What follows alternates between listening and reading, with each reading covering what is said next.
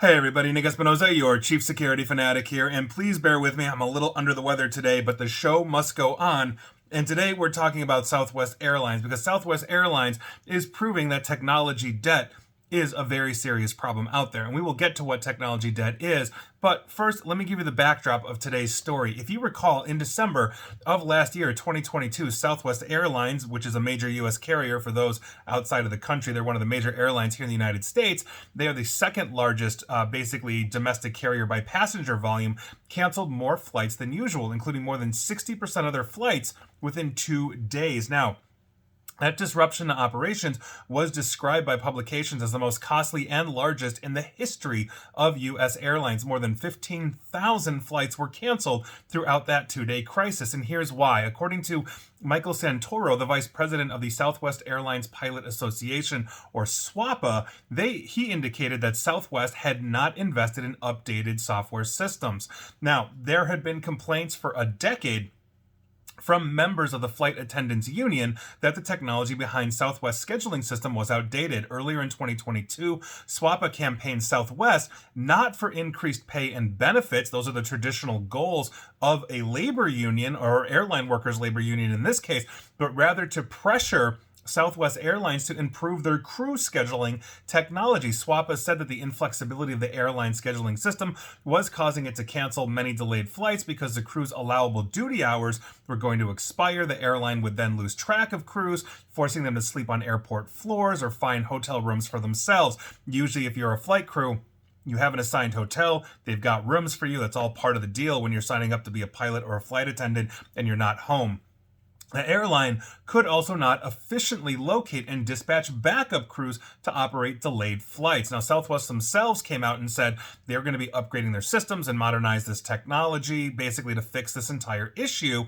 And I warned back then that Southwest flyers should have a heads up and expect future delays and issues due to the fixing of their technology debt. And sure enough, here we are today, because almost 2,000 Southwest airline flights are now delayed or were delayed today after a system-wide computer glitch grounded fleet and obviously left frustrated passengers stuck in terminals and trapped on planes on tarmacs. The nationwide stop started around 9:45 a.m. I'm assuming that's Eastern time, persisted for almost 2 hours, and for roughly an hour and a half or so, captains were assuring their customers that their planes would take off and they were grounded due to a software malfunction, while an explanation from the company's representative said that disruptions basically stemmed from, quote, intermittent technology issues. Now, the Federal Aviation Administration eventually lifted that pause at 11:10 a.m., revealing the order was issued at the airline's request while staffers worked to resolve, quote, data connection issues resulting from a firewall failure, end quote. Now, according to data provided by Flight Tracker FlightAware, 1,982 Southwest flights were experiencing delays earlier today, and that was what we knew from this morning, and that is the problem with technology debt. Now, we've had conflicting reports. Is it a firewall issue? Is it a software glitch? Et cetera, et cetera. We're not sure. Maybe it's a software glitch and a firewall. But the point is that technology debt is a huge thing. And understand what technology debt is. Let's say your company invests in, easy numbers, a database for 100 users. As time goes on and technology improves, maybe the 100 users becomes 200, 300, 1,000, whatever it is, and you're spending more and more money to update and essentially maintain antiquated systems that were designed, let's say, to handle 100 users, and now you're pumping 300 users into it, 400 users, 500 users, and obviously you're running into issues, whether it's delays, whether it's corruption of the data, meaning you can't access things.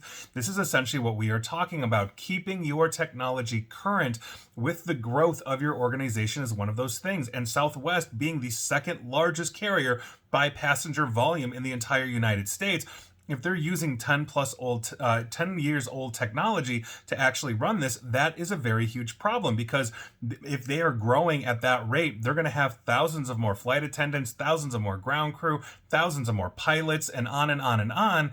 And honestly, it can't keep up. And so that's when we get flight attendants, sleeping on, airport floors, or flights being canceled because the backup crews simply cannot be located because the system can't do it.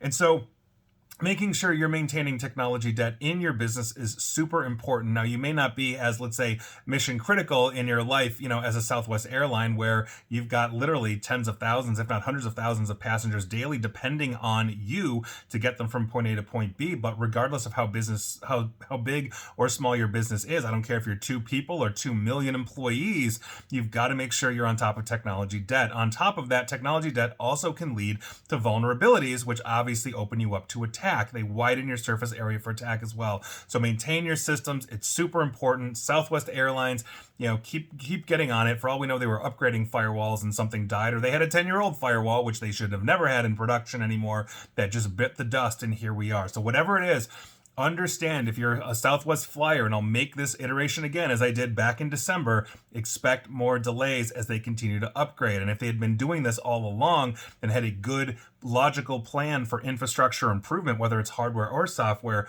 we wouldn't have these issues because the redundancies would be in place. They're going to be suffering for a while, at least a year, I would think, and here we are. So expect more Southwest delays. I put money on it, and that is your news of the day. And please like, share, follow me here on Facebook and Twitter at NickAESP. And please feel free to subscribe to me at YouTube as well. And as always, stay safe, stay online, and please attempt to stay private as I go back to bed. Take care.